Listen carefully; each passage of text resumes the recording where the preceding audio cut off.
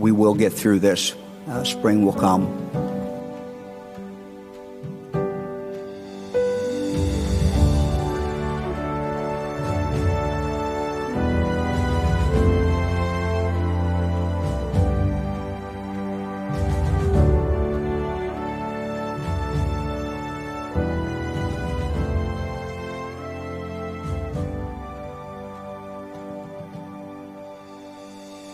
All the joys of life we will again be able to enjoy.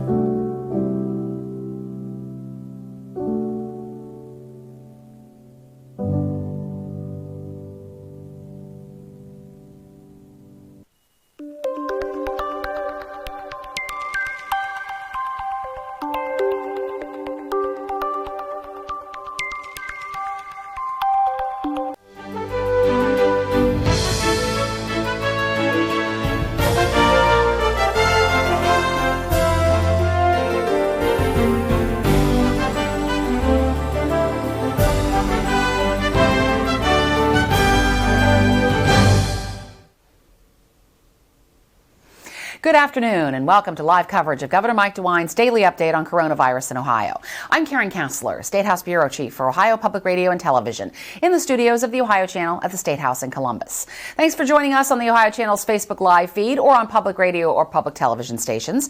Today was the day retail could start reopening under new rules. On Friday, this coming Friday, hair salons, barber shops, and many personal services can begin again, along with outdoor dining. We had been expecting an announcement yesterday about the reopening of childcare centers, but Governor DeWine said he wasn't ready to bring forward plans on that just yet. Today, we are expecting to hear from Medicaid Director Maureen Corcoran on plans for fighting COVID-19 in nursing homes in Ohio. My colleague Andy Chow is here. You have some new numbers from the Ohio Department of Health? That's right. The Ohio Department of Health on coronavirus.ohio.gov is now reporting that there are 23,809 confirmed cases of COVID-19. Those are cases confirmed through COVID-19 testing. There are 1,441 probable cases, bringing the total to 25,250 cases. Of the hospitalizations, total hospitalizations throughout the entire pandemic, there are now a reported 4,539. At last check on data from the Ohio Hospital Association, they're reporting that yesterday there were 1,011 people in the hospital who tested positive for COVID-19. Of the deaths, there are now 1,303 confirmed deaths, 133 deaths involving probable cases, that bringing the total to 1,436. So that's an increase, a big increase in the confirmed deaths of 67 from yesterday, an increase of 409 confirmed cases from yesterday. That's pretty much in line where we've been seeing, but 67 new deaths is something to look at. It's hard to tell, though. Some of these spikes happen on weekdays, some of them happen on weekends, and it's really, the state is trying to talk to us about the long-term trends and saying that, yes, the numbers are going up, but the trends have not been dramatically increase. And day to day, every 24-hour cycle, that's just the amount of deaths that were reported to the state. So it doesn't necessarily mean that there were 60 plus deaths that occurred in the past 24 hours. It's just the amount that's been reported. And so you never know what the reporting systems like for these hospitals. Maybe they report every other day or so, who knows. So there's a question about the reporting there, but that's how many deaths were reported in the past 24 hours. Before we go out to the governor's press conference, I want to ask you, Andy, yesterday was supposed to be the big day that we were going to hear about child care centers reopening. The governor said 90% of the economy has reopened with all of the retail and eventually the restaurants and bars and everything. How do we keep and operate 90% of the economy without child care centers? Right. So we'll have to come back to that because I hear that Governor DeWine is making his way into the room. Today we're expecting to hear a little bit more on nursing homes. That's been a real question, especially as the state starts to ramp up testing. The governor has said that more testing will be available this month. So let's turn it over to Governor Mike DeWine, now walking into the room with Lieutenant Governor John Husted. And again, we're expecting to hear a little bit more about nursing homes in Ohio and how COVID-19 is being fought there. So let's turn it over to Governor Mike DeWine.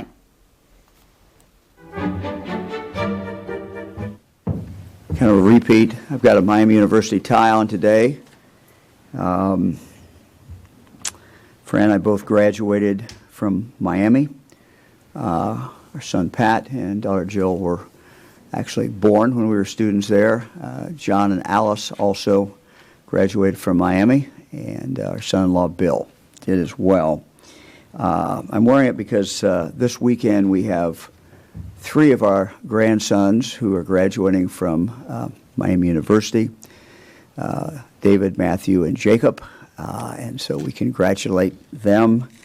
Our granddaughter Grace is also finishing up her first year at Miami University, and our grandson Brian will be starting there in the fall.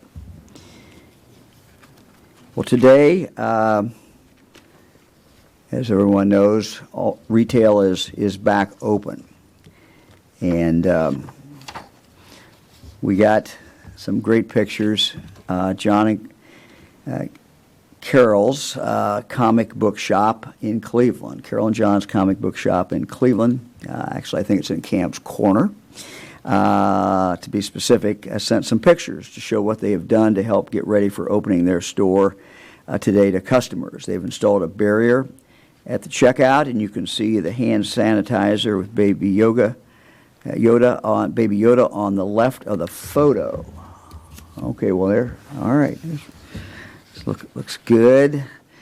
Staff will also be wearing face coverings. They're recommending that their customers wear masks and will have disposable masks available for customers. For the at-risk members of our community, those 65 and older, they had a local seamstress make up Marvel masks they will give customers for free. That is really cool. They have put up distance markers 6 feet apart in the shop to help customers gauge their space from each other. And they've established their max COVID-19 occupancy as 15 plus staff, and when you enter the shop, you will see a hand sanitizer station that looks like that. They're restocking it with hand sanitizer made locally at the Western Reserve Distillers in Lakewood. Employees will be sanitizing their hands regularly throughout the day. They will also be wiping down high traffic areas hourly. Employees will also be doing an assessment of themselves daily to determine if they are fit for duty. If they're sick, they will stay home.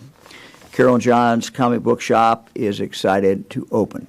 We thank them for sharing their fun story with us and adding a little bit of fun and pop culture to the COVID-19 precautions. So thank you very, very much. One final thing, they also have a shrine to the Back to the Future movies in their shop, complete with a flux capacitor. Those of you who have watched the movies know what that is. Awesome. I look forward to visiting them sometime in the future. Our Ohio Department of Jobs and Family Services just received notice that our pandemic EBT plan, electronic benefit transfer plan, was approved by the United States Department of Agriculture. The pandemic EBT program was included in the Family's First Coronavirus Response Act of 2020. This approval will allow Jobs and Family Services to distribute SNAP benefits to help 850,000 students across Ohio. These are children who relied on free or reduced price meal programs when school was physically in session. That gave them a hot, nutritious meal. The benefits will be mailed directly out, and families do not need to apply to be eligible, so those will be mailed out. Families will receive around $300 to purchase healthy and nutritious foods to feed the children. These benefits amount to more than $250 million that will go to our grocery stores and other eligible retailers. So that is very, very good news. May is Older Americans Month. And so today we're going to spend most of our time talking about older Americans. We will have joining us in a moment both Maureen Corcoran, our Director of the Department of Medicaid, and Ursel McElroy, who's our Director of the Department of Aging.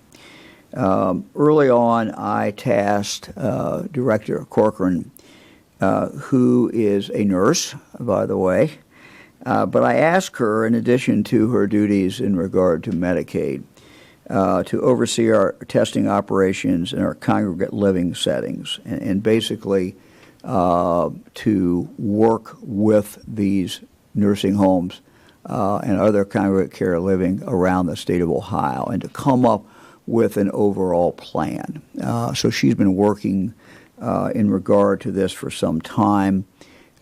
We have a plan in place, and she's going to talk about that plan that has been in place. She and Dr. Acton and our whole team have really done some innovative work in regard to our nursing homes. We created an Innovative Ohio plan, which I think is really unique across our country. We divide the state up by hospital zones. And as I mentioned yesterday, and we've mentioned before when we actually unveiled this plan, what we want and what we have now is where every hospital takes on some nursing homes, and so every nursing home has a hospital to work with them in case there's a COVID-19 outbreak in the nursing home. From the very beginning of the pandemic, we've been focused on testing those who are most in need of tests. I want to thank our hospital for stepping up in regard to helping the nursing homes do this. It has helped us really to put us ahead of the curve as we have flattened the curve as well. So I've asked the director, Dr. Corcoran, to explain the program, and so, but before I do that, let me turn it over to the Lieutenant Governor and then to Dr. Acton, and then we'll go to the director. Great. Thank you very much, Governor. Good afternoon, everyone. I'm going to just go through some work groups and some opening announcements that have come through the work of those particular groups. We know that on May the 15th, outdoor restaurant services will be reopening under the protocols established by the restaurant group. Personal services will also open under the protocols that were developed by that group. That included best practices for hair salons, day spas, nail salons, barbershops, and tanning services. Unaddressed at that time under personal services were massage and tattoos and piercings, because they were regulated differently, or respectively, by the Medical Board and the Ohio Department of Health. Those issues have been resolved. There is agreement on what the protocols should be, and both of those services will be allowed to reopen with proper safety protocols on May the 15th, along with the other personal services. So let me repeat that the massage and tattoo piercing issues have been resolved by the respective regulatory agencies, and they will be allowed to reopen on May the 15th. All of the details for those particular protocols for operation will be available at coronavirus.ohio.gov under the Responsible Restart tab. If they're not there now, they should be there by 4 p.m. this afternoon.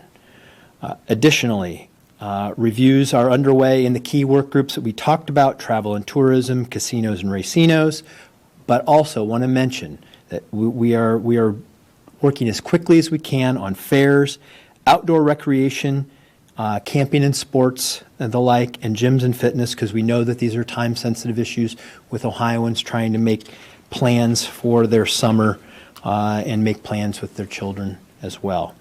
And just a reminder on all of these particular issues, as we've said from the very beginning, all reopenings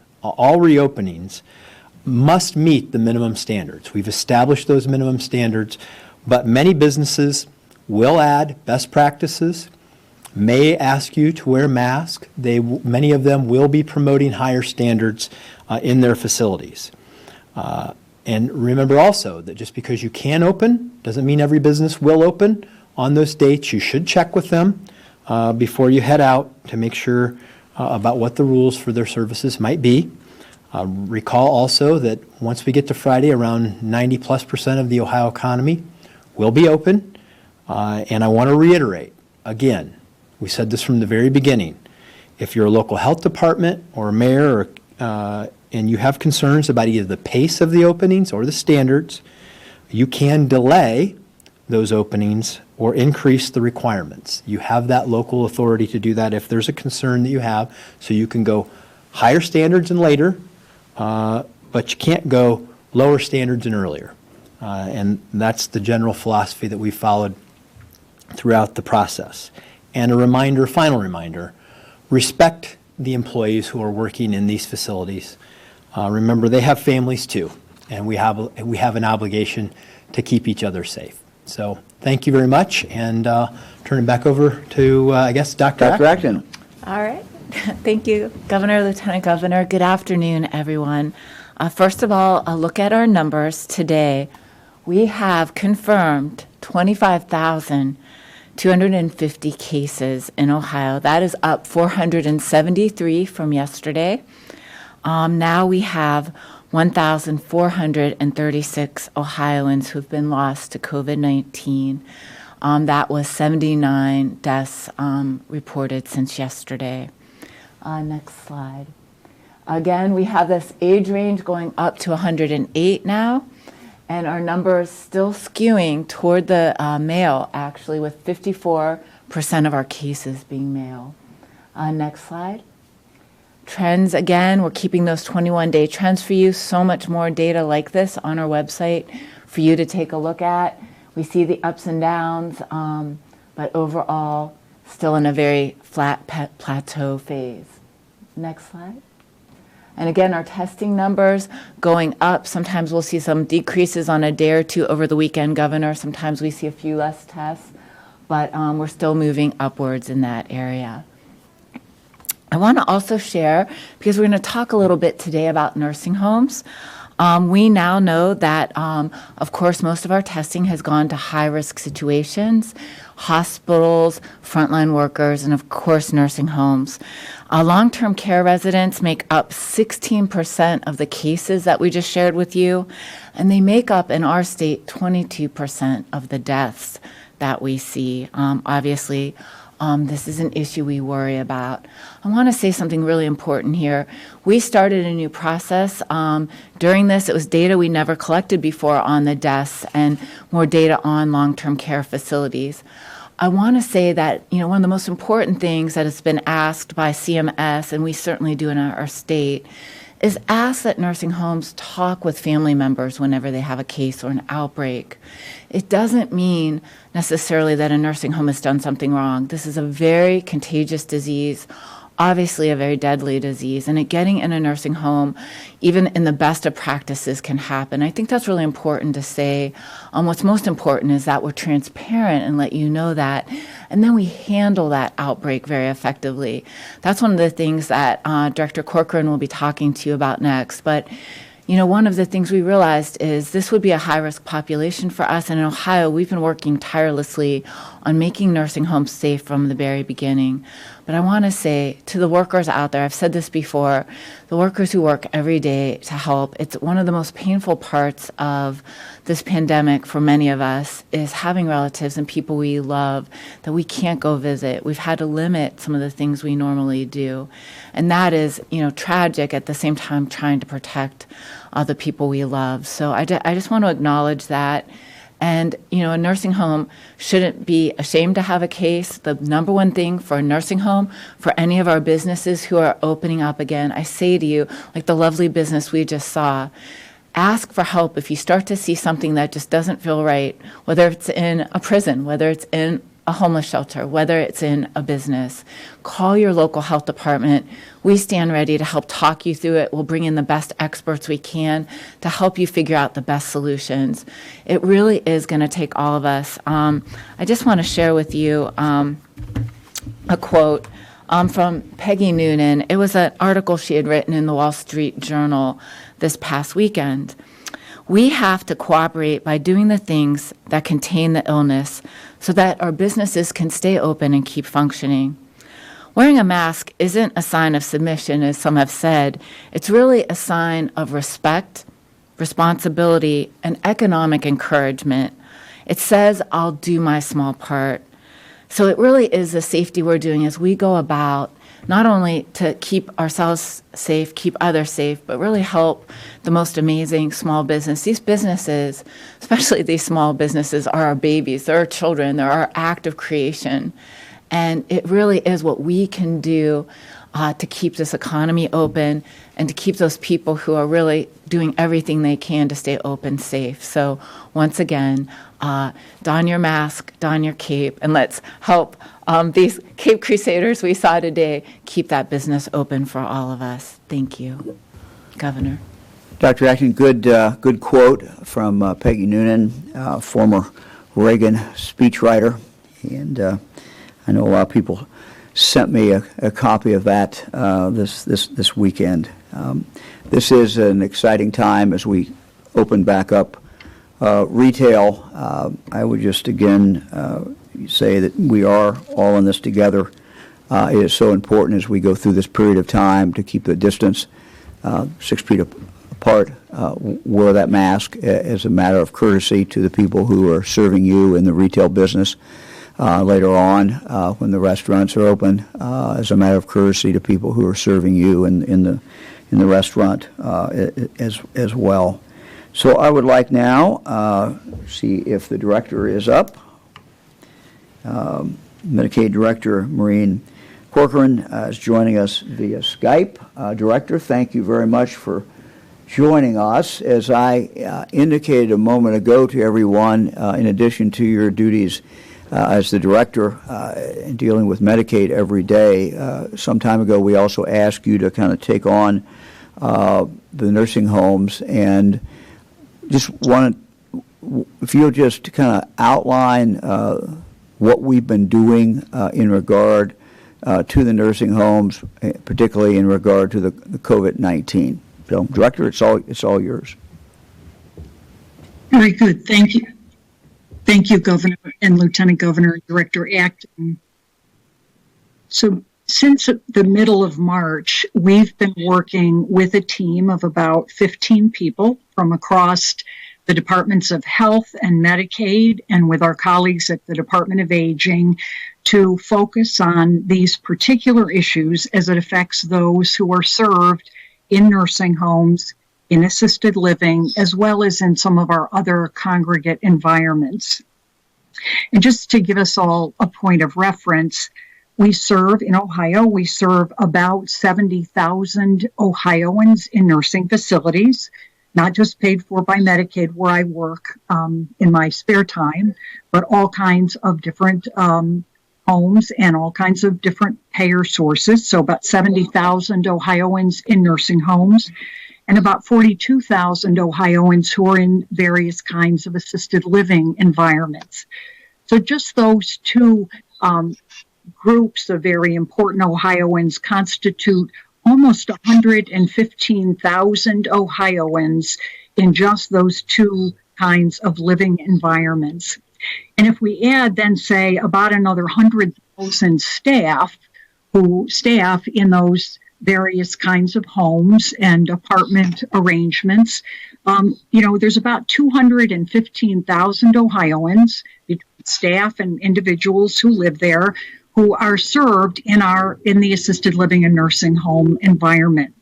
And part of why that's important as I begin to answer the governor's question is that we knew from the very earliest experience that COVID was going to be particularly difficult for those with certain kinds of healthcare conditions, as well as for those who were older and might have disabilities. And so from, as I say, from the beginning of this, back in mid-March, this very talented and multidisciplinary team of people focused on these issues, because we knew that while the hospital issues were very important and continue to be important so that everyone can get the kind of health care that they need, we also knew that this would be an area that would need special attention, not only during the initial days of this, but really, as I've said to all the people that I work with, this is going to be an area where we're going to be paying particular attention probably through the time that we have a vaccine. So this is not a sprint. This is a marathon, and we're building structures and scaffolding to provide the kind of both clinical support as well as other support for the staff who work in these environments. So the most important component of this, and the governor mentioned it, what Ohio has done that is very, very different is in the midst of this public health crisis, which it is, the governor called on our hospitals and said to them, you are the backbone of our healthcare infrastructure in Ohio, and I need you to do something that has not typically been what we've called on you to do in the past. And that's brought about this new structure, as the governor's talked about, I know on a number of occasions, about hospital zones and the kind of coordination that's occurring across the 3 different areas of the state with leadership from all of our hospitals and the Hospital Association, and have made just some incredible changes and progress in terms of preparedness and finding out some of the best things that we need to know about the science as it's evolving in this current crisis. Building on that infrastructure is our plan. Our plan to support those in nursing homes and the staff, as well as assisted living and other kinds of congregate environments, and that is a plan that we refer to as local collaboration with hospitals, local health departments, and nursing facilities and other community providers. There was the governor had a teleconference in the late part of April, so April 28th, very end of the month, and it was attended by more than 1,500 people, professionals from across nursing homes, health departments, hospitals, where this plan was discussed at length. And what's important about it is the governor mentioned that we're partnering with nursing facilities and hospitals, but the community commitment is, the collaboration that is the foundation of Ohio's plan is a commitment to a local collaboration in building the health department, nursing facilities, and other congregate environments working with their local hospital. That's our foundation. I want to say a little bit more about the details, but it all stems from that fundamental set of relationships that have been building and underway, really, as I say, since early on in this epidemic. Some of the particular then aspects of this plan, or the tools, as I think of them, the tools in our toolkit include things like significant regulatory relief that we put in place across a number of our departments to try to free up nursing homes and other providers from the kinds of things that are important for normal accountability. And but in a time like this, it was more important to be devoting our extra time to those that we serve in nursing homes and other healthcare environments. And that was things like improving telehealth, so that even in a nursing home, for example, a provider could call in additional assistance or medical consultation in order to see that people's needs were being met to the best way that we could do that. We also have had a great deal of work around clinical protocols and training. And why that's particularly important here in this environment is because of what we know about the clinical condition and the needs of individuals who are served in congregate environments in our nursing facilities and assisted living. So we've paid particular extra attention with physicians who work not only in hospitals, but directors of nursing and medical directors from nursing homes worked with us to come up with the best, most practical advice in order to assure the best clinical care for everyone served across Ohio. We've developed, in that regard, a toolkit that's about 25, 30 pages with all kinds of additional tools and guidance that looks at issues like personal protective equipment and different kinds of circumstances or scenarios in the different living arrangements to provide assistance to staff across the state. And that toolkit that was released in early April is being revised now and updated with the best information from CDC Because as you know, this continues to be a changing environment as we learn more about this virus.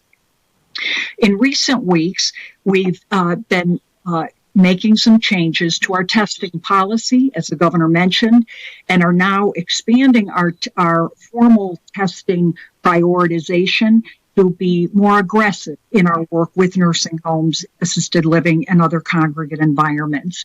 And that statewide strategy is intended to try to stop the virus whenever we are aware of a circumstance or a concern, and to be sure that we can surge in or bring in extra resources, both to test as well as to take into account the other kinds of tools in our toolkit, like additional protective equipment and that sort of additional staff assistance.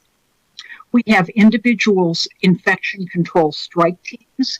I won't go through all the details of that, but I would say the vast majority of the incidents of coronavirus in nursing homes, we've had a local infection control strike team where many representatives from the state departments talk with that provider organization, with their clinical staff, with the local health department, to make sure that they have what they need, to make sure not only in personal protective equipment, but staff, as well as kind of additional coordination about the needs, particularly, for example, if people are developing more significant symptoms and need to go to the hospital. We don't want that to be something that's decided at the last minute and that there be chaos. So I've got an example I want to tell you about briefly where it shows the importance of planning for these kinds of things ahead of time, knowing who to call, knowing where you can get the resources that you need. The last thing I want to mention among the tools in our toolkit of our plan is we've developed what are known as healthcare isolation centers. So these are particular nursing homes across the state who have stepped forward and said we can and we will develop the additional expertise to be able to quarantine individuals in their either their own nursing home where they live, or potentially some who may be being discharged from the hospital, and provide the extra care that they may need. That also enables us, and if the nursing home has concern about someone coming back from the hospital, to have another alternative there. So those are just a couple of the key kinds of components of our plan. And I want to then just give you a couple of examples of how that's worked.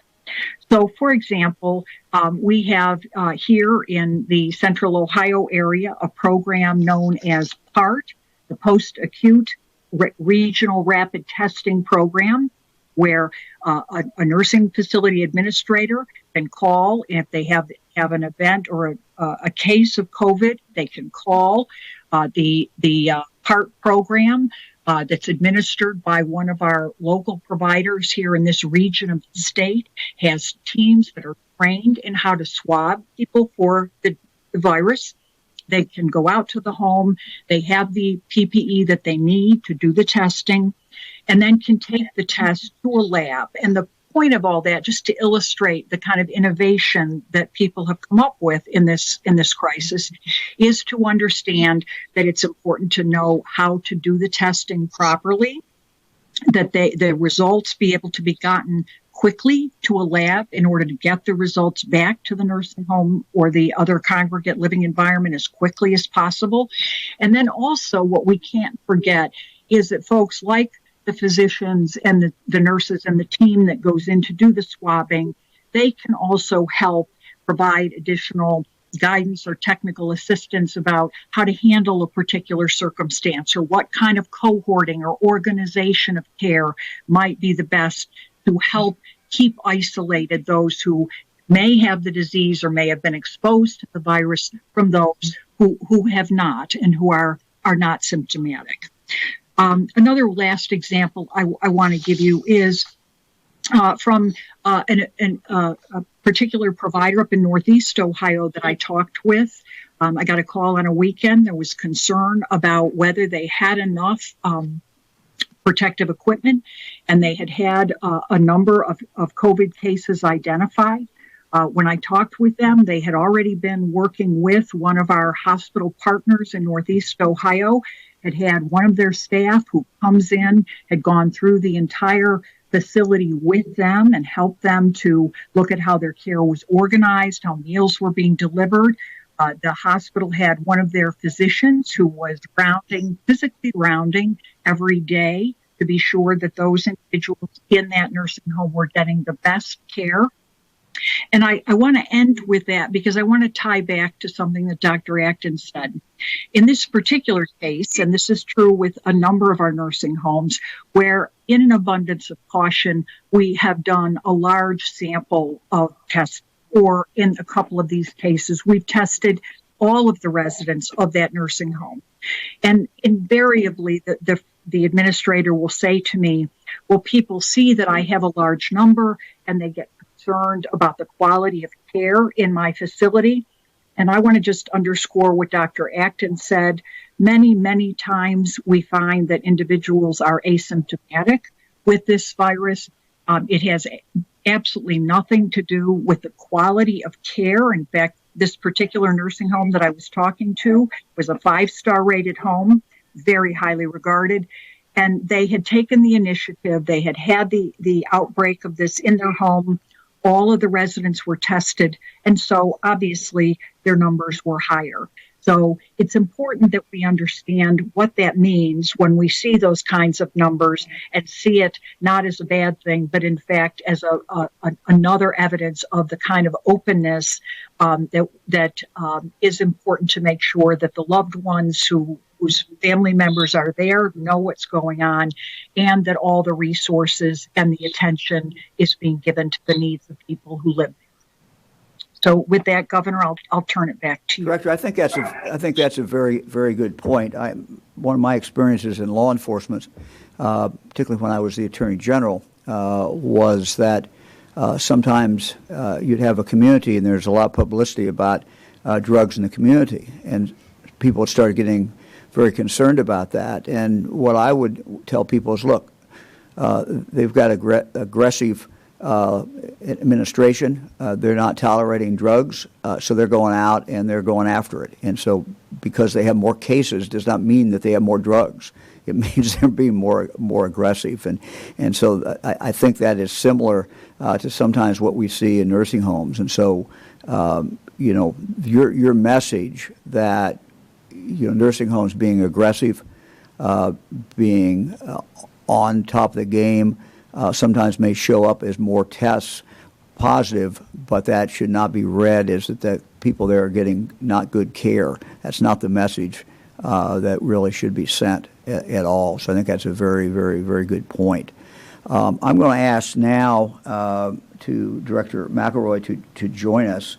And for both of you, I want to ask you to comment, if you could, about something that, to me, I know is just heartbreaking for so many, many people, and it's heartbreaking to hear about it. And that is, we issued the order on March 14th, which stopped visitation at nursing homes. And that is just, I know for families, just very, very, very difficult. Some families had situations where, a loved one has died. They have not been able to be with that loved one as much as they would have wanted to be. So these are difficult things, and trying to figure out, we don't want the COVID to spread. We know once it gets into a nursing home, it's tough. So the orders were issued with that in mind, with medical advice, scientific advice, that we needed to be very, very careful. But on the other hand, there's a human cost to that as well. And I wonder if you two can maybe talk a little bit about that. I know, Director McElroy, you're going to talk a little bit about a number of things, but you're going to talk about a new program called Staying Connected. But wonder if you both could just kind of discuss, some of the challenges connected with that visitation not being allowed in nursing homes, and things that maybe that we can do in regard to enhancing the quality of life of the people who are in there and keeping them connected. So, Director, thank you very much for joining us. Absolutely, Governor. Thank you for having me, and thank you, Director Corcoran, for the great work that you're doing, and thanks to everyone watching today, sir. You bring up a really good point, one that we are working through each and every day. We are grateful for many of the protections that we've put in place, but we also appreciate the enormity of the issues. Our protections that we put in place have also lended themselves at times to having disconnections, if you will, or not having the level of connection that we're typically accustomed to between our families and our loved ones within the facilities. And, one of the things that you have said to us that I hold close is that we can do two things at one time. We can certainly protect people, but we also have the ability through those protections to be able to keep people connected. And so that's what we're working on. How do we keep people connected during these times? Along with you, I'm very familiar with the family members that have reached out, intimately involved with individuals who have expressed their concerns. And so we are working with those families. We are working with residents of nursing facilities. And we are working with people within the industry to be able to come up with the most appropriate solutions to be able to do those two things at one time, sir.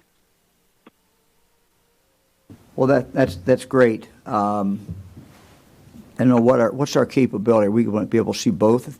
Put both of them up. Okay, that would be great. We're going to split the screen here. See how that works. Dr. Acton, questions or comments for either of our directors? Same for you, Lieutenant Governor. Anybody have questions? I'll start if that's all right. I just, again, I know the workers have been going above and beyond, and we have family and friends who have gone through some of what you've been discussing. What other ideas, what more could we do as citizens? What more can we do during this period? And what kinds of things have you seen in your work out there that people are doing to be of help? I feel compelled to take action in some way, and beyond being the director of health, I just want to know how we could be of more help. We're doing everything we can with PPE, with good infectious disease control, but as a citizen, could I do more? Could philanthropy do more? Could our communities do more? So I think I'm hearing you, Dr. Acton. I think you're asking what are people doing and what more can people be doing? Am I hearing you correctly? Yes.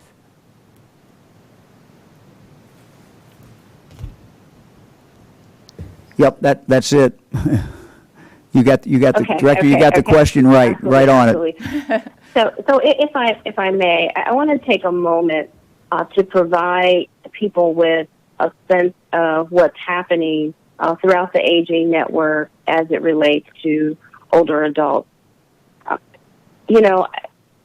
First, I cannot state how appreciative I am and many families are for the great work that Director Corcoran, Dr. Acton have done around testing their teams.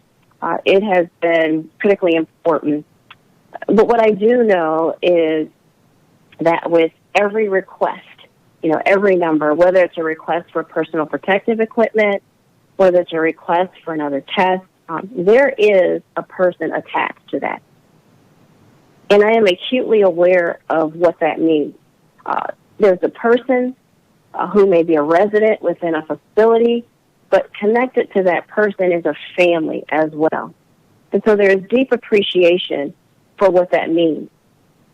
There's also the connection for the staff who are providing this care for this individual and on behalf of those families. And so, again, the enormity of this cannot be overstated. And so we're very locked into the social and emotional impact of COVID-19. I think there's a lot of emphasis, appropriately so, on being sure that we preserve life. But it is also equally important that we focus on the quality of the life that we are preserving. You know, we talk about these things, we think about these things day in and day out as these decisions are being made, particularly as we are now responsibly restarting Ohio. There is a desire and energy, right, some enthusiasm. People want to be connected. And, you know, there are several things that we are doing right now that I want to talk about here today. And I also want people to appreciate, though, what families have had to sacrifice during this time. And when I mentioned time, it's really interesting because I thought about this actually this morning about time. You know, when we first started this, Governor, Lieutenant Governor, when we first started this, we knew that we had to move really fast. And so time was of the essence. We had to make really hard decisions. We were thoughtful, but we knew that we had to operate with a sense of urgency. But then I thought about how time may feel for families, particularly those who have not had the opportunity to go in and frequent the facilities like they're accustomed to. For them, it could feel as if time has stood still, as if time is dragging on. And so time is relative in the sense that how is it perceived for that person or that family? Now, I want people to know that we recognize the sacrifices you've had to make. We recognize how difficult it must be to not be able to see someone that you're used to seeing each and every day or every weekend, to not be there for some of those milestones. We appreciate what you are sacrificing right now. You know, we have put in place and we have worked with many within the Aging Network to see if there are virtual capabilities. You know, not to suggest that a virtual option takes the place of a hug, right? A kiss. It doesn't. But at least it provides, right?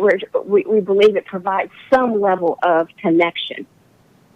We also have our long-term care ombudsman program. I want to remind people about this program. You know, if you have concerns, if you have questions, if you need answers about what's happening within that facility, you can contact our state long-term care ombudsman. They stand ready. And I must tell you, we've been in constant conversation about what should their role look like as we begin to move forward and as this goes a bit longer. You know, we are poised to mobilize, keeping in mind we are balancing anything we do with safe practices, always touching in with our clinicians, right? And certainly being considerate of the voices of the people who are impacted, that being you as the loved ones and the residents themselves. Director, I want to interrupt, but I want to make sure you explain what the Staying Connected program is and how that's going to work. Absolutely, absolutely. So we have our Staying Connected program. We're really excited about this. Today will be the launch. So when you reach out to us, this will be you'll be one of the first to sign up for our Staying Connected program. The purpose of the program is to add a bit of comfort to an older adult stay. They will be checked on. So we knew that we had many people, not even just within facilities, but also within communities, that because of the guidance that we provided and because of their own desire to keep themselves safe, some of the connections that they're used to have been changed. They are not as often as frequent in the way that they're accustomed to. And so we want to be able to respond to those concerns. It is to provide reassurance to individuals who may feel isolated that they'll be checked on daily. It's to provide a simple way for older adults to connect to local support if interested in doing so. So we'll call you up. You'll let us know you're okay. And by the way, if you decide, I really need something, you can select an option, select that option, and we'll connect you with someone who can help you with the service. Maybe you need a meal. Maybe you need some information. But we'll provide that connection to you. And Director, then finally... So Director, this will be not just for people in nursing homes, though, right? This will be anybody. Correct. Okay. This is for the community. We recognize that isolation and a need for connection, while it is critically important to our residents within the facility, it is equally important to many of the older adults. And by the way, we have 2.8 million here in this state. We have the 6th largest in the nation who still need that sense of connection. So it is available to anyone who wants to give us a call, 60 years of age and older. Yes. Okay, great. I think that was great. I think we better get to some questions. And so what we're going to do for everyone out there in the press team, we're going to hold the two directors here. So you can direct a question to the directors, or you can direct them to anybody else up here. So we're ready to go for questions.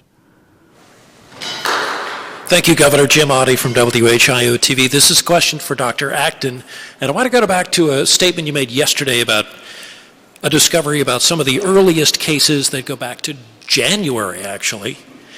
Dr. Acton, what can you tell us about that investigation, the status of that into the earliest cases, like the one in Miami County that goes back to January 7th? What's the significance of that, finding out that that case came so early, and how can that help us in the future? So thank you, Jim. I think it's a fascinating next chapter in our understanding this disease. As I said all along, we'll learn a lot more in time and certainly looking back. And one of the things that's now, I talked about it being starlight, remember, and we're seeing a distant star and seeing it now. One of the things the antibody tests are doing is saying that at some point in time, someone had this disease. This isn't the test we do to see if you have it currently. And antibody tests, again, can be tricky. Sometimes, I asked our team, what are the predilections of this test? And they said, sometimes people can have had another coronavirus. So sometimes there are false positives. It's something we take into account. It also doesn't tell the exact time that a person had the disease. We just see that they had fought it off. But the epidemiologic investigation, our disease detectives go back and they get the story. And they look back and see when was someone having those COVID-19 symptoms. And that's how we arrive at those dates in January. Now, it could be that someone had another virus then, because we didn't have testing for it and concurrent testing to tell them they had it. And it could be that they were asymptomatic when they actually had COVID. So we can't even, in getting that case, clinical diagnosis, say for sure that that's what they had. But if we look at enough of these, and we look at it over time, and we look at data that's arriving more and more that tells us that this infection was here with us sooner. We look at some of the influenza-like illness. We had some samples that have been taken in labs that show that people who tested negative for flu might have had coronavirus then, and also some of the coroner reports. All of this is pointing to the fact that there may have been cases and spread a lot sooner than we realized in this country. Interestingly, of the 6 cases, and in going back, our epidemiologists tell us that 2 of them had travel histories, 1 to Hawaii and 1 to California. And again, that starts to fit with a bigger picture of the epidemiology of this disease. But again, Governor, it's always the tip of the iceberg. We're going to learn more from these cases and many more to come, I think, as we see more widespread antibody testing and we learn more and more about the spread of this disease.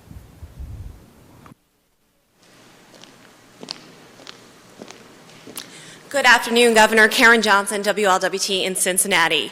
With Memorial Day approaching, we are getting a lot of questions from our viewers about travel and swimming. There are still travel restrictions in place. Will those restrictions be lifted? Can families, are they free to maybe take a road trip to Lake Cumberland, Gatlinburg, Smoky Mountains? And also a lot of HOAs are asking, should they move forward with plans to reopen swimming pools this year?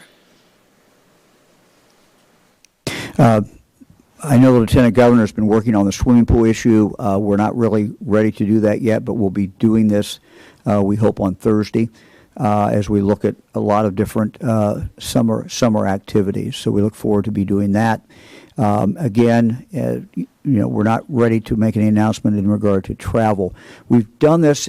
We're trying to layer this out, and frankly, we're trying to see, one step or two steps or three steps at a time and see how things are going. But we understand that people need to make plans.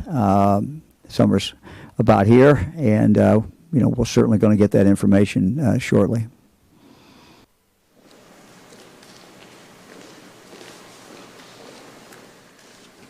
Good afternoon, Jeff Reddick from ABC 6 News here in Columbus. Both the governor and Dr. Acton, there are reports out now of an undisclosed or unreleased White House report listing Columbus as one of 8 cities in the United States that are cities to watch for a possible spike in COVID-19 cases. Are you able to say whether you're aware of that and how much of a spike would become a problem, whereas certain parts of the state might be required to shut down again? I don't have any knowledge of that. I would just say that, we have some great health departments across the state. Columbus has a great health department with a great leader and a very, very strong mayor, and we've worked very closely with both of them in the last 2 months. Dr. Acton, I don't know if you have anything on that. Yeah, both Dr. Mashika Roberts and Director Joe Mazzola, 2 outstanding health departments here in Columbus. They've been working, again, tirelessly. I know I say that word a lot, but that's the truth. They have great coalitions, working with their mayors, working with their county commissioners, and doing really outstanding public health work. I think we have to remember, and I know especially with questions about summer, and the antsiness that we all feel, that we are in a plateaued state. We are still, the virus is still with us, as the governor always says. It's still a pretty treacherous time for us. So I think we have to remember that all of us have to double down on our efforts. And I say this to every one of you out there. It's us. It's what we do. It's how careful we are will allow us to do more and more. But, all over the world, we're learning. And so we've got to be responsible as we go out. It's still not a time to have these mass gatherings. It's still not a time. We really don't want to incite the spread of infection. So all the great things we saw, like the distance in line to wait, the wearing the mask in, the doing, it's not a time for great browse shopping. It's a time to go in and get the things you need and support businesses. But we have to move about carefully, and we have to watch these numbers carefully because we know that many, many of our citizens are still, vulnerable to this, and we learn a lot about the disease every day. So, I want everyone to do this and to get connected and do everything you can to get out there, but get out there very carefully. And we'll be watching these spikes. There's no magic number. We look for trends. We talk to our hospitals every day to see how they're doing with capacity. And it's numbers that we will share. And I think you'll see all the leaders around the country try to figure out the best steps we can make. And we'll learn this together. And just 2 additional comments. Hospitalization numbers is what we look at every day. We also know that these hospitalization numbers are a lagging indicator, so that the infection obviously occurred a few weeks before that. So, but we continue to monitor these numbers every single day.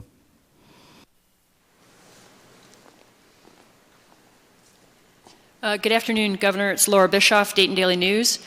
There's a lot of talk about steps that we're taking to make people feel safer and to boost consumer confidence. Yet we still can't seem to keep the coronavirus out of the White House.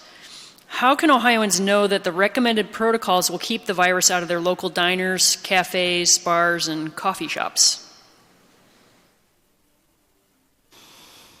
Well, a lot of this is going to depend on what we all do. There's no guarantee that it can stay out of anywhere in Ohio, so I can't give that assurance at all. The virus is still here. It has not gone away. What we have tried to do is come up with the best practices we can for restaurants, the best practice we can for retail in general, the best practice for cutting hair. But that does not mean that that's going to absolutely guarantee a protection.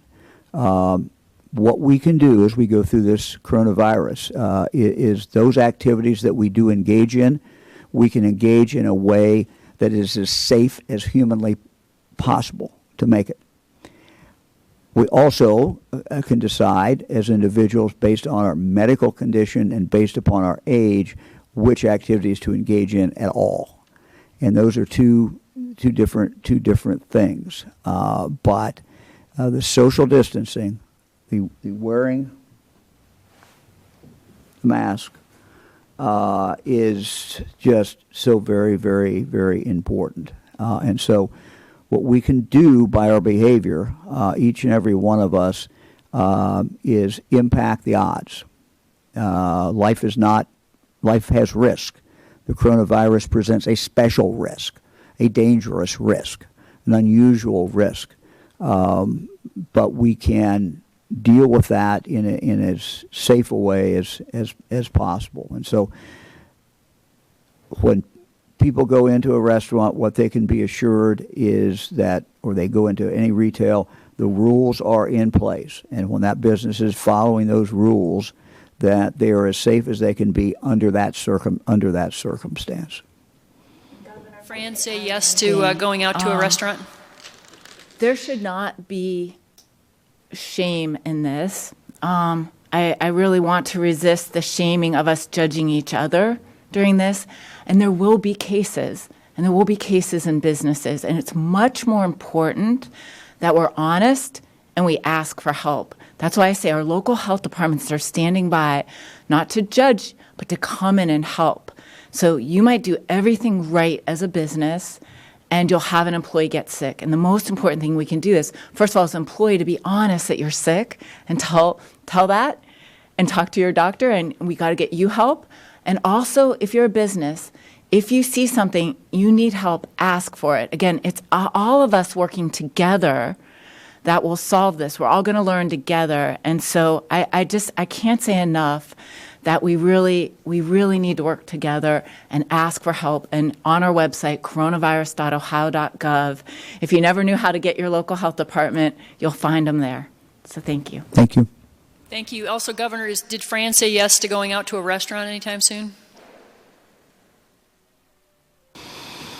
No yes yet, but I'm enjoying her cooking a lot. So, but we'll see.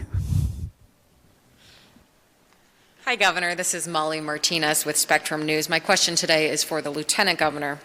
With things reopening, we're wondering if there are any metrics on economic loss from these month-long shutdowns, and are there any projections of when we'll recover?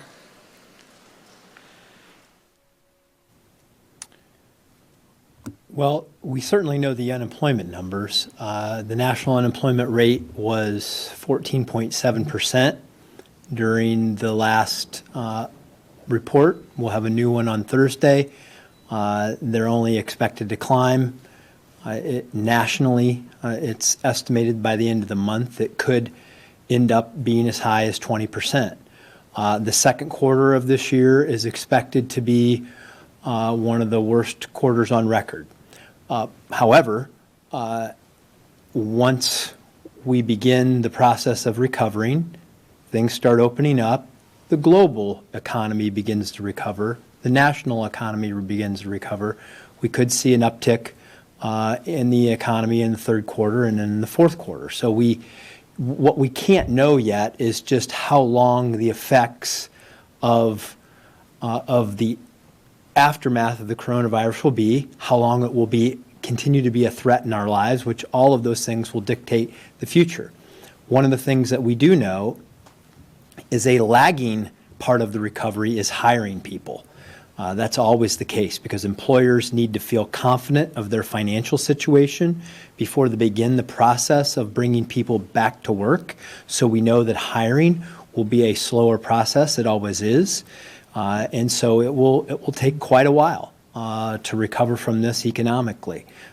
We look at this from a budgetary point of view, and we know it will have an impact on our budget through 2020 and beyond. So, but we only can take this step by step. We can't worry about the third quarter or the fourth quarter. What we have to worry about now is the smart reopening of businesses where you keep people safe, where you build employee and consumer confidence, where we stabilize these businesses from an economic point of view, so that they can begin to recover, so that finances can be in financing and liquidity can be worked out, cash flow. And then once that stability returns, then the hiring will return. It is a slow process. It will be a slow process. We just need to get first things first. Let's do the health things right. Let's get the protocols right. Let's continue the staged reopening. And as people build confidence, more of them will go back to work. More of them will begin to spend, and then the economy will recover.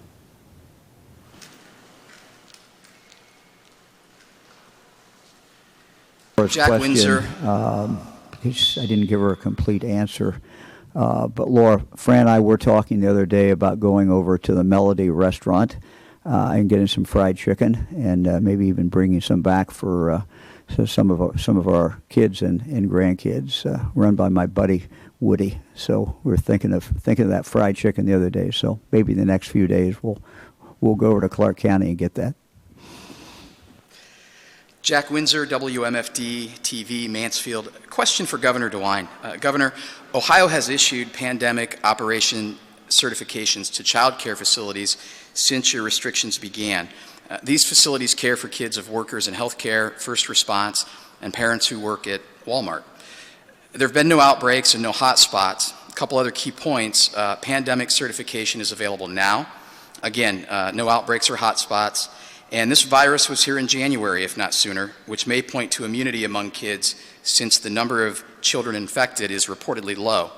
My question, sir, what direct evidence do you have to delay opening child care facilities now and letting more parents get back to work? Well, good question, and we're going to have that shortly. But as I said yesterday, it's very important for us to get this right. Data in regard to child care is different, and it's difficult. And here's why it's difficult. The real threat, we believe, although we certainly have seen in the news in the last 48 hours some kind of gut-wrenching stories nationwide about kids being impacted. But we do know that statistically kids are not impacted nearly as much as older people are.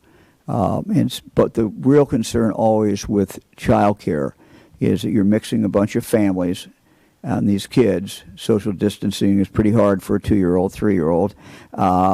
And they go back home. And one of them has come in. They're not showing symptoms. Don't have the temperature, so they're not excluded. But they're carrying it. And then they spread it. And then it goes back to 10 families or 20 families or however many families that child has come in contact with. So those numbers, while you may not see hot spots, you may see significant spread. It's the reason that you closed schools. It's the reason that we closed the daycare down. So that is really what the concern, and so the data is just very, very hard to get. I don't know, Dr. Acton, if you want to add anything from a medical point of view, anything else to that? I know we're going to be talking about childcare in the next day or two. It's something that we've really been spending a lot of time in the policy. There's studies, from around the world. There is studies from China that said the rate of transmission was a third as much, but then studies from Germany really did show a risk. We know children, the predominant from the Princess Diamond, the cruise ship, was that kids were at least catching it as much as their adult counterparts. But the question also is, something of concern lately has been, the Kawasaki-like disease. It's something all our children's hospitals are taking a look at now. And so we're watching this very closely. The National Institutes of Health have just started a study called the HEROES study, where they're going to be looking at families and how it spreads through kids and families. We have had cases in childcare, actually, cases both in kids and also in the workers there, but we have not seen a widespread spillover into the community. But it's something that's very important, because if we are going back to work, parents need childcare to be able to do that, and we know there are some consequences of kids not having a safe place to go. We're looking at the same issues around summer camp programs. So like everything else we've done, it's been looking at difficult options sometimes and weighing those risks. But I can tell you it's something we're looking at very closely, and we'll be sharing more information soon. One hopeful thing is that we are going to study it. We are going to study our child cares here in Ohio and learn more about the spread of this disease. So I'm looking forward to that. Thank you, Governor. Ann Rowley had actually studied that and said that that was anecdotal, that there was no link between COVID-19 and Kawasaki. Are you aware of that finding?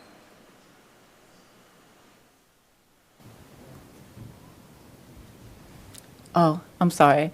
I am not aware of that finding. I think that the science is not at all yet clear. We know we know with COVID, and I say this to people of all ages out there, we began this journey thinking of it very much as a lung disease, but as we learn more and more, and as Dr. Fauci just testified today to Congress, we're learning more about its impact as an inflammatory disease. And we all fight off diseases and produce an inflammatory response.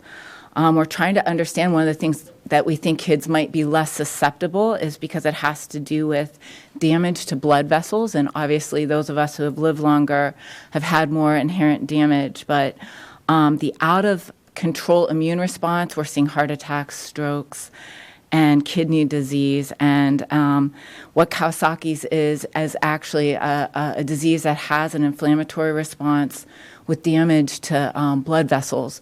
We're also seeing stories about COVID toes and fingers. So we're seeing this inflammatory response, and I think there's a lot more we yet have to learn about it. Thank you.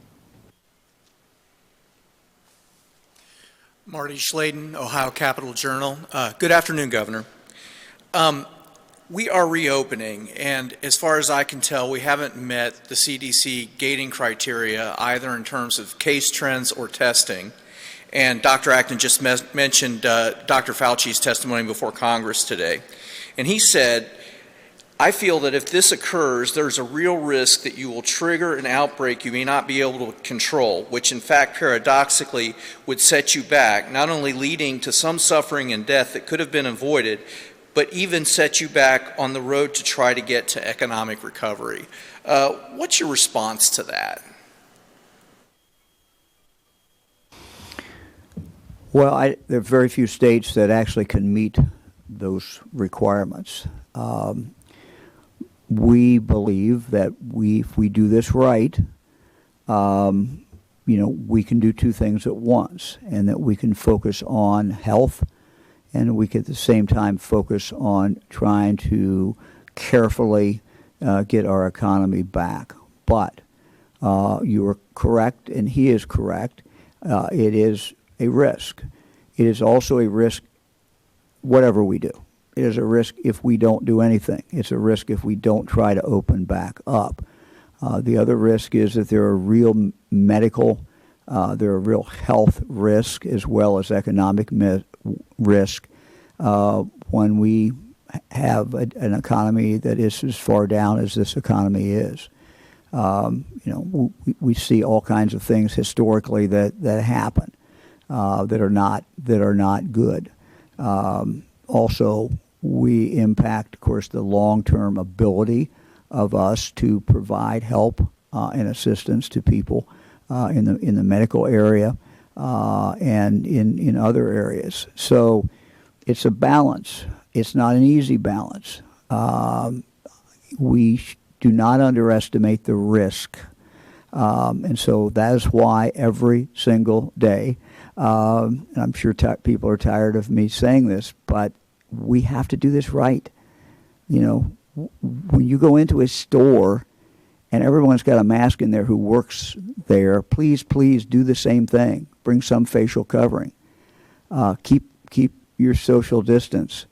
Look, I know the weather is great. I saw pictures this morning of a place in Ohio where people were gathered together and very, very close, and it looked like they were having a great time, but they had to be spreading it because we have so many people who do not show the symptoms. And so what Dr. Acton and every medical expert I've talked to says is that you have to assume that everyone has it or everyone has the ability to spread it. And if you do that, you will keep your distance, wear the mask, and you will reduce the risk. So, yeah, it's a risk. And as we move forward, if we do what we need to do, and everyone does that, then we can do two things at once. If people do not do that, then we cannot do it. I'm optimistic. Ohioans have been great about this, but we got to keep doing it. This is a marathon. This is not a sprint. We are in this for the long run, and this virus is still very, very much with us. So it's a risk whatever we do. I have confidence in Ohioans that we can get this done.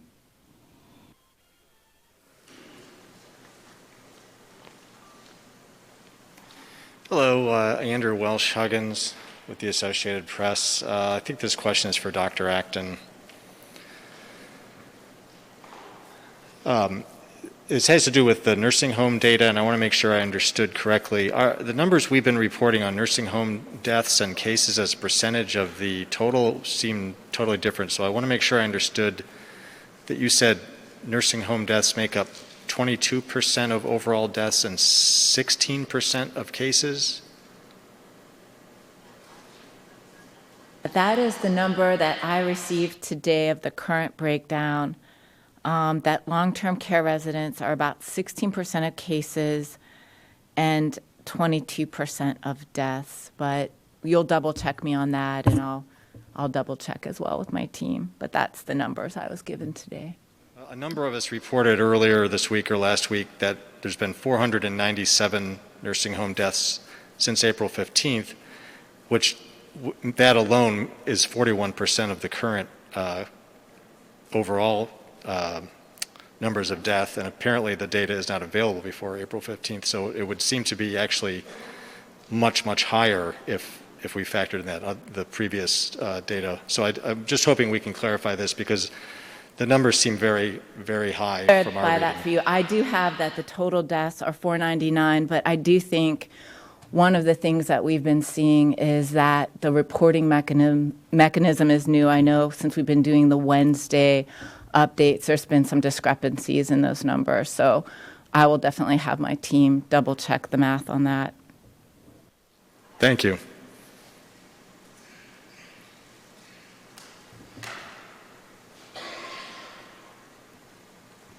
Hello, Governor. This question for Dr. Acton also. And by the way, happy late Mother's Day, Dr. Acton. The human body was built to take the proper amount of oxygen to function. Now with this mask, we're breathing our own air, and it's something that has side effects. And there's people working in line, and they have a long-term standing up with a mask, and we heard about some dizziness and that proper thing. Is any side effects, long-term side effects or short-term side effects after all this long-term uses a mask, or is covering your mouth is good enough? So it's very important to recognize that these are very new studies, but there's a lot of evidence now to support the use of these masks. But not everyone can wear them. There are folks, just like you're saying, that have health conditions that make wearing it more difficult. it's one of those things. And again, I fear for someone like that who's being judged maybe for not wearing a mask when they might have a very good reason, but they'll want to be cautious and be even more careful about protecting other people. But what this largely does is keep droplets from getting out into the air. Now, I would suggest, doctors and nurses wear these on all shifts. And when you gear up in PPE, as you saw, especially in some of the scenes from New York City of the healthcare workers, it's not comfortable. It's very exhausting. It's very hot. I see you wearing your mask now. I think it's important to take breaks. You want to wear it over your nose and mouth, both. You don't want to wear it below. And we have tips on our website about this. But even myself, I'll find sometimes I leave the open end on the bottom sometimes to get a little extra air in as well. So I think we're all trying to learn how to use these. There are people, especially really small kids, you have to definitely think about this as a risk for a small child. So that's something parents, and we're getting tips out on that as well. But for most of us, we can learn to wear these comfortably. And if you're like me, you take some breaks where you go places or go outside and take it off, or, in the car, someplace that you're not going to be putting someone else at risk. So, but I do want to say that it shouldn't be so tight, that what you're talking about is breathing in your own carbon dioxide. And so if anyone was feeling uncomfortable, I think they need to step away and take it off. Thank you. Hello, this is Laura. I haven't said anything about it. I was so moved by the governor talking about his parents and his mom, and Fran's mom and her mother and grandmother. I want to say on Mother's Day, it was a day I did do some reflecting, and I just want to say a shout out to the women. This has been an issue. Women are often on the front lines of a lot of the jobs we're talking about. I've seen so many pictures of women and dads too, but it really stood out to me this Mother's Day of women who are the nurses and the doctors and the nursing home workers and the childcare workers, and just sort of the ingenuity. You saw two of my colleagues here. They're the doers who are sitting there with a kid on their knee and also trying to work and also be a teacher now. And so I just want to shout out to all the moms. I thought about you this Mother's Day. This is Laura Hancock from Cleveland.com. I have a question for Director Corcoran, if she's still on. Is she still on? We're getting her right back up. Okay, thanks. She's okay. Hello. I just have a question. This is Laura from Cleveland.com. What are Medicaid rolls right now? And what's the number? And then also, with the increased Medicaid patients, do you anticipate still being on target for work requirements? Director, could you hear that? You were able to hear the question. First one was about what are the Medicaid rolls right now? Oh, we got to pull the director up here.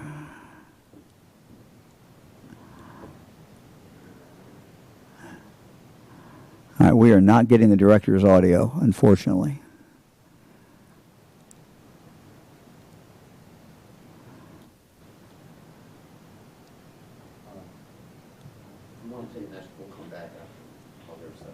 Okay, we're going to, if you could hold, that was the first question, the Medicaid rolls, and what was the second question? Are they on target and on track to do work requirements next year? We're gonna wait till we see if we can pull her up, and we'll hold on that question, and we'll take the next question. And then next questioner, and then we'll come back and we'll try to get the director back up. We apologize for that. Crisp from 10 TV. Many are wondering, bars and restaurants are going to be opening this Friday, but not gyms. The group, the 1851 Center for Constitutional Law, announced a lawsuit today on behalf of 35 gyms across the state to get gyms back open. What is your response to that lawsuit? And what do you have to say to those gym owners? Well, we have gym owners who are on a working group that are going to come up with a recommendation very, very shortly. So what we want to do is do this right. We want to make sure that the people who run gyms, at least a representative sample of those individuals, are directly involved in making this decision. As far as the lawsuit, I get sued a lot, and I leave this up to the Attorney General's office, David Yost, who is the lawyer for the governor, and so I let them worry about the lawsuits. So these occur quite frequently. It's part of the job. And we're going to go, Director. Were you able to hear the question? Yes, Governor. Thank you, and thank you, Laura. So the current number of individuals on Medicaid is now just about 3 million. We had an increase in the number of people by about 140,000 from the end of the end of March until the end of April. And I think the other part of your question was about work requirements. And what I want to say to you is, first of all, you're making me do both my jobs in one day. I have to do my nursing job and my Medicaid job. So you're tasking both sides of my brain. So on the other part of your question about the work requirements, we are fully committed to implementing the work requirements. And as you know, the governor's been very clear about us doing it and doing it right. So we'll be in continuing discussion with CMS, as we are now, around implementation, to be monitoring not only what's happening here, but what's happening with the unemployment rate and how it'll affect our implementation. But we're fully committed to going forward. Thanks, Director. Thank you very much. That was our last question. If I could give just the quick statistic to the answer about nursing homes, it is 22% of the total long-term care COVID cases. So that's 869 out of 3,942. So the 22% is out of all long-term care cases. How many have died? But not out of the total cases. Not out of the total cases. So I okay, apologize. and we can probably get the figure out of the total cases Yeah. for next time. So. Thank you. All right. Over the past several months, we've featured performances from professional, collegiate choirs during these briefings. We recently received a video performance by the children from the Worthington Hills Elementary 6th grade choir. The director had each of the children record themselves singing at home and then put it all together. So we're going to end today with their recording of Seasons of Love from the musical Rent. The lyrics ask, how do you measure a year? The answer then comes, measure in love. 525,600 minutes, 525,000 moments of year, 525,600 minutes. How do you measure a year? In daylight, in sunsets, in midnights, in cups of coffee, in inches,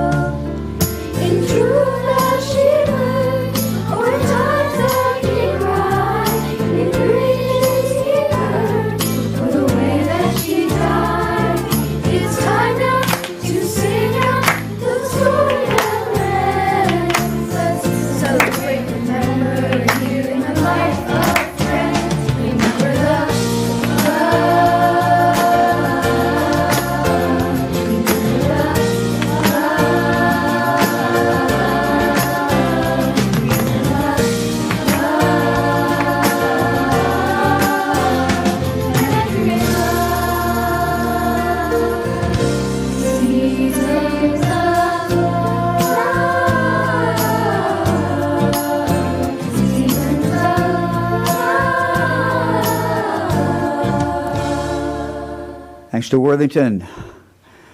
We will see you not tomorrow, but we will see you Thursday at 2 o'clock. Have a good day. Thanks a lot. And that's the end of Governor Mike DeWine's daily update on coronavirus in Ohio. We will not be here tomorrow with a daily update. And DeWine says we'll be back on Thursday. Let's conclude right now with today's numbers. 1,303 confirmed deaths. That's a 67 death increase from yesterday. Also, 23,809 confirmed cases. That's 409 new cases. That's slightly down from 509 the day before. But still, these cases are increasing. 216,290 tests that were administered. And that's a little over 7,100 more than the day before. So testing is ramping up in Ohio, but not as quickly as maybe some people would like.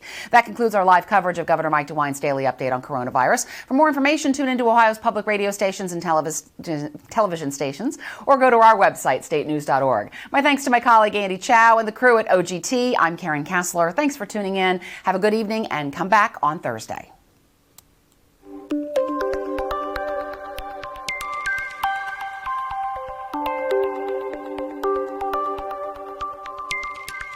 The program might be better. And so each university is going to do that differently. And heck, you know, you look at President Drake and everybody at Ohio State, they might want to handle Newark differently than Lyme, but they might want a lot of flexibility between all their regional campuses. You know, Mansfield might have a different set of rules. So, you know, we want to get that out there, because getting that interaction, you know, one of the things, great strengths we have in Ohio is we have great universities.